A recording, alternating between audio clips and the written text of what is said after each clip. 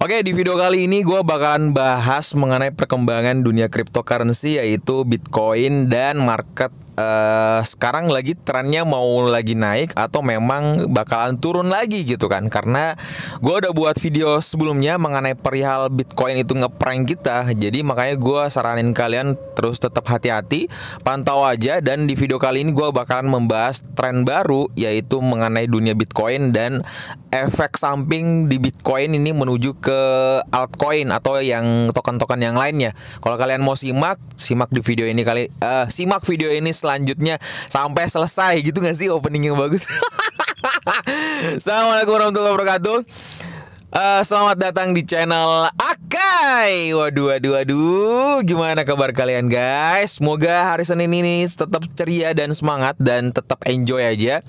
Oke, buat kalian yang baru gabung di channel gue, jadi channel gue tuh adalah channel yang dimana kalian bisa dapatin update news terbaru mengenai dunia cryptocurrency. Oke, jadi gue saranin ke kalian untuk sekarang tekan tombol subscribe-nya dan nyalakan notifikasinya, karena itu sangat-sangat membantu kalian bisa dapatnya update news lebih cepat gitu. Karena di channel gua, channel dimana kalian bisa dapetin pola pikir, sudut pandang yang berbeda dan mental yang pelatihan mental gitu kan. Dan gue juga mau ngasih tahu kalian bahwa channel gue tuh ngadain giveaway setiap bulannya. Hadiahnya juga keren banget, bisa bertambah 1 juta rupiah dalam setiap bulan. Di bulan kali ini giveaway gue senilai 2 juta rupiah. Jadi untuk 5 orang pemenang masing-masing 400 ribu. Dan bulan depan 3 juta, bulan depannya lagi 4 juta dan seterusnya. Jadi pastikan kalian subscribe, ikutin giveaway gue. Kalau kalian mau ikutin giveaway gue, syaratnya gampang aja. Tinggal subscribe channel gue, like, dan tinggalkan jejak di kolom komentar sebisa jari kalian mengetik. Oke. Dan yang paling penting adalah follow Instagram gue di sini Akai. Oke, gue bakal ngumumin di tanggal 30 Januari di tahun 2022.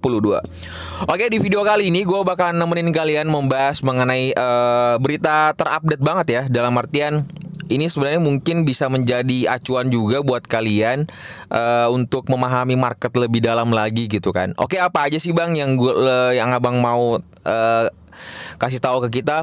Oke, yang pertama gue bakal ngajakin ke kalian untuk sistem ketakutan di dunia cryptocurrency itu sekarang sudah 13. Jadi kalau kalian lihat ketakutan kemarin orang itu mencapai 11 ya. 11 tuh udah kayak dalam banget. Jadi benar-benar orang tuh kayak mungkin kalian juga kena imbasnya gitu, sehingga kalian udah cut loss mungkin, atau sehingga kayak kalian tuh kayak udahlah masa bodoh lagi dah, terserah mau market mau naik mau turun terserah, pokoknya pada intinya gue tetap hold. Ada juga pemikiran seperti itu. Tapi untuk anak trading nih, anak trading pasti sangat-sangat kayak oke, lagi turun banget, jadi enjoy gitu kan. Dan buat kalian yang mentalnya masih lemah dalam dunia cryptocurrency ini sangat-sangat wajar. Karena kenapa? Ya memang kayak gini guys, dunia cryptocurrency tuh naiknya bisa drastis, turunnya juga bisa sangat drastis. Oke, jadi siapin mental kalian untuk hadapi posisi yang seperti ini. Dan gue juga bakalan ngajakin ke kalian untuk melihat chartnya Bitcoin dulu. Oke, sebelum lanjut ke pembahasan update-nya. Jadi kalau misalkan kalian lebih detail lagi gitu kan, dia masih dalam satu dari tadi malam dan sudah menjelang siang ini kan, jam udah masih pagi lah seperti itu. Dia sudah masih mengalami ya kayak sideways di 34, 35, 36 seperti itu, dan belum beranjak menuju ke 39 titik support yang menurut kita tuh titik 39 dan 40 yang paling aman.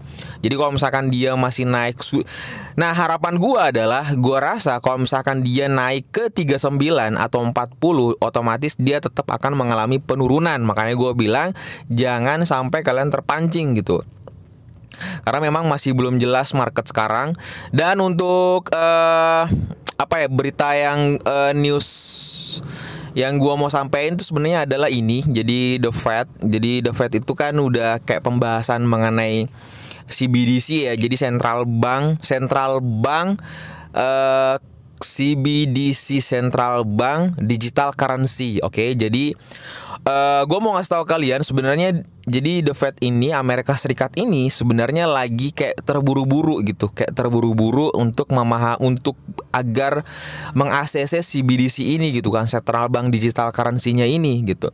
Karena kenapa? Karena si Cina guys, jadi si Cina ini dia bakalan nanti mau merilis yang namanya digital yuan. Jadi digital kayak ya digital aset-aset di sana lah gitu. Nah, kalau misalkan kita tahu mandang sudut politiknya gitu kan, kita udah tahu bersama bahwa Amerika Serikat dan Cina ini kan baku perang gitu kan, baku bahasa Bugisnya itu baku bombe gitu, kayak baku musuh-musuhan lah segala macam. Karena di sisi lain, makanya si Amerika Serikat ini kita udah tahu bersama bahwa Amerika Serikat ini kan kita taunya dolar gitu kan, ya US dollar. Nah, kalau misalkan di kayak apa ya, kayak semacam kayak kita tuh kena politik banget gitu. Kalau nih logikanya kayak gini.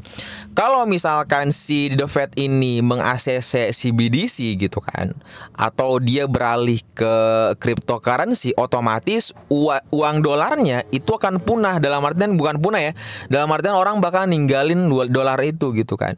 Tapi di sisi bank, di sini kan di sisi bank sentral dunia nih, itu butuh uang rupiah, itu butuh uang kayak udah kuat gitu, dolar itu udah kuat gitu kan. Nah, salah satu yang bisa menggantikan, jadi kalau misalkan cryptocurrency ini dianut oleh si Amerika Serikat, otomatis bank-bank ini semua bakalan melirik di Cina. Ngerti nggak sih? Jadi semua bakalan mata duit kita tuh nanti berpatokan di Cina, di yuan gitu kan. Wah, gila gak tuh kan? Jadi serba salah gitu. Nah, di sisi lain politiknya lagi si Cina ini, dia kayak ngiming-ngiming, oh iya gue bakalan ngeluarin ini digital yuan gitu kan. Nah, si The Fed ini kan kayak kepancing gitu, anjir. Waduh, bahaya juga nih kalau misalkan kita nggak ambil alih juga cryptocurrency gitu kan. Karena kita udah tahu bersama bahwa dunia cryptocurrency itu udah merajalela ya, udah menjamur, bahkan kayak nggak bisa ditahan lagi. Banyak orang-orang di luar sana yang kaya raya dan karena main di dunia cryptocurrency, ya nggak sih? Atau banyak pembayaran atau usaha perusahaan-perusahaan juga sudah menerima cryptocurrency. Jadi banyak juga anggota dewan di Amerika Serikat dan bahkan presiden pun gitu kan, yang kita udah tahu bersama si istrinya, siapa sih lagi namanya itu? Siapa sih mantan presiden Amerika Serikat nih? Siapa sih? Siapa sih? Donald Trump. Astagfirullahaladzim, ya Allah. Si Donald Trump. Jadi kan istrinya kemarin udah update NFT di jaringan Solana dan lain-lain gitu kan. Nah, gue rasa juga demikian, dia bermain di cryptocurrency. Oke, gue langsung aja membahas poin-poin yang penting. Jadi di sini tuh dijelasin sebenarnya adalah kayak ini nih penting loh gitu kan, nih fungsinya si BDC, terus benefitnya, manfaatnya apa gitu kan. Nah, cuman ada sedikit beberapa yang harus kita highlight dalam artian ini tuh penting. Nah, di Fed di sini jadi kayak pengumumannya itu dia kayak ada menulis suatu bilang digital asset. You know lah. Jadi kalau misalkan digital asset dalam artian ini tuh semacam kayak digital yang mempunyai aset gitu kan. Karena memang di luar daripada X cryptocurrency gitu kan. Nah, di sini dijelasin bahwa jadi teknologi innovation sok bahasa Inggris gue. Pada intinya ini paragraf pertama dia bilangnya bahwa apa namanya? Bentar. Teknologi inovasi. Oke, pada intinya tuh ini cryptocurrency itu masih kayak dalam artian berbentuk kayak peer to peer, dalam artian kayak person to person. Jadi kayak kita aja gitu. Lu sama gua berhadapan-hadapan, yuk gua beli sama lu kayak gitu. Nggak ada pihak ketiga. Kalau kita kan belinya kebanyakan kan ada bank gitu kan, yang sekarang ada pihak ketiganya. Nah, ini enggak. Terus yang kedua adalah cryptocurrency have not been widely adopted as means of payment in the United States. Gue kayak asal kayak bodoh banget gue. Tapi pada intinya gue mau ngasih tahu kalian, jadi maksudnya tuh ini adalah si cryptocurrency ini di paragraf kedua. Jadi si cryptocurrency ini tuh adalah belum bisa dijadikan sebagai legal tender untuk dijadikan alat pembayaran. Nah, itu tuh maksudnya seperti itu.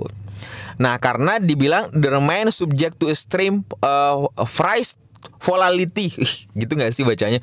Pada intinya ini tuh karena si volatility-nya si cryptocurrency ini tuh sangat ekstrim gitu. Jadi kayak nggak stabil, bisa turun, bisa naik. Jadi benar-benar dahsyat lagi gitu. Jadi takutnya tuh investor pada kaget, takutnya tuh pada rakyat tuh pada takut. Waduh, kayak segala macam. Jadi itulah sebabnya kayak masih ditarik ulur-ulur gitu terus gitu kan. Nah, di sini juga dijelasin bahwa many cryptocurrency also gimana sih? With insignificant energy footprint and make consumers vulnerable to loss pada intinya guys ya, jadi kripto itu masih di the Fed ini dia menganggap masih berbahaya, terus bisa terjadi akan scamming lah, terus bisa juga gampang kayak dicolong lah, kayak kemarin kan banyak cryptocurrency yang dicolong segala macam, kayak kasus Bitmart, terus kasusnya apa tuh kemarin tuh, banyak lah beberapa cryptocurrency yang memang kemarin kena hack seperti itu, dan juga bisa kena diculik lah, kena hack lah segala macam lah. Oke, seperti itu. Tapi pada intinya gue mau nampain ke kalian guys, jadi sebenarnya kalau misalkan si Fed ini sudah mencoba untuk membuat kayak rangkuman seperti ini ya, dalam artian berarti memang sebenarnya dalam pihak aslinya si Amerika Serikat itu sebenarnya sudah menganggap bahwa sudah menyadari sebenarnya tuh cryptocurrency ini bisa dijadikan payment gitu kan. Jadi kayak central banknya CBDC itu ada central bank apa sih kok gue lupa ya, central bank pokoknya kayak gitulah. Kok gue lupa sih artinya. Ya pokoknya pada intinya kayak gitu. Pada intinya si Amerika Serikat sudah menyadari bahwa sudah bisa dijadikan payment atau alat pembayaran, tapi masih penuh dengan resiko dan harganya tuh masih ekstrim, dan volatility-nya tuh masih sangat-sangat berbahaya untuk para investor atau para kayak kita-kita ini gitu kan. Mungkin seperti itu. Nah, akhirnya di sini juga makanya dijelasin bahwa sebenarnya untuk yang paling amannya, jadi dia mau mengadopsi yaitu stablecoin. Nah, di sini tuh kan ada paragraf ketiga, stablecoin are a more recent incarnation of cryptocurrency that fact. Kayak gitulah pada intinya, dia lebih ke stablecoin kayak gitu. Seperti itu guys. Jadi ini tuh beberapa update rilisan buat menambah wawasan kita aja, karena gue juga semata terus belajar juga gitu kan. Dan pada intinya untuk melihat dari segi market sekarang, saran gue jangan selalu terpengaruh, dalam artian ya kalian tutup telinga aja kalau misalkan lagi dijatuhin sama teman-teman kalian, lagi dipengaruhi segala macam, karena memang banyak analisa yang berkata bahwa ini tuh semacam hanya ngeprank aja gitu kan. Memang naik tapi belum ada kayak titik pegangan kuat, belum ada belum ada titik support yang paling signifikan gitu kan. Memang kalau misalkan gue lihat di sini aja dari harga 3435 itu sebenarnya udah menjadi titik support gitu kan. Cuman tapi dengan kalau misalkan kalian perhatikan di sini, jadi kalau misalkan kalian perhatikan di sini dia ada dia pokoknya di sini tuh ada kenaikan, ada penurunan, terus kenaikan lagi, penurunan lagi, kenaikan lagi, penurunan lagi. Nah, di sini memang lagi kalau kita lihat bersama bahwa memang ini lagi downtrend banget gitu. Makanya gue khawatir kalian juga terpancing dengan hal ini gitu. Seperti itu aja sih pembahasan kali ini, dan enjoy selalu di hari Senin ini, dan apalagi ya, tetap semangat untuk cari cuan dan enjoy di video gue. Pastikan kalian sebelum kalian close video ini, pastikan kalian tekan tombol subscribe-nya dulu dan nyalakan notifikasinya agar kalian bisa lebih cepat dapetin update news terbaru di channel gue. Oke? Dan apalagi ya, titip salam sama keluarga kalian dan dapat salam dari gue, Akai. Assalamualaikum warahmatullahi wabarakatuh.